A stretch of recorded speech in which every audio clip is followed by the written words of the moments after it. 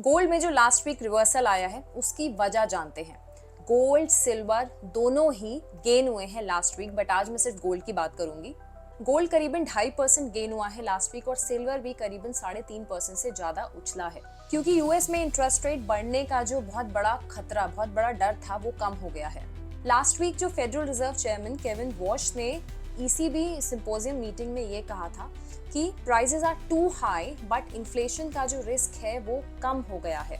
He said inflation expectations have come down in recent weeks and he also reaffirmed that the Fed's 2% inflation target। तो जो rate hike का बहुत बड़ा डर था वो एक तरह से सबसाइड हो गया है, क्योंकि देखिए जब भी इंटरेस्ट रेट बढ़ते हैं गोल्ड के लिए नेगेटिव होता है, क्योंकि गोल्ड एक नॉन यील्डिंग एसेट है, उस पर आपका कोई यील्ड जनरेट नहीं होता। तो आमतौर पर ऐसे में लोग जो है बॉन्ड्स की तरफ शिफ्ट हो जाते हैं, फिक्स्ड एसेट्स की तरफ शिफ्ट हो जाते हैं। But now that fair has come down, अब ये कम हो गया है, क्योंकि अब सेकेंड हाफ में इंटरेस्ट रेट चांसेस का खतरा कम है।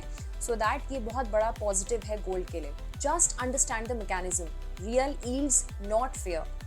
Gold and silver prices respond to one thing: the cost of cash versus the cost of holding a non-yielding asset. They don't respond to bad news itself. When rate hike odds rise, the expected return on holding treasuries rises too, and gold's relative appeal falls. Once those odds unwind quickly, that calculation reverses just as fast. So the July 1 and July 2, 2026 trading sessions reflect that reversal in progress. And now this is the critical level that needs to be watched out for.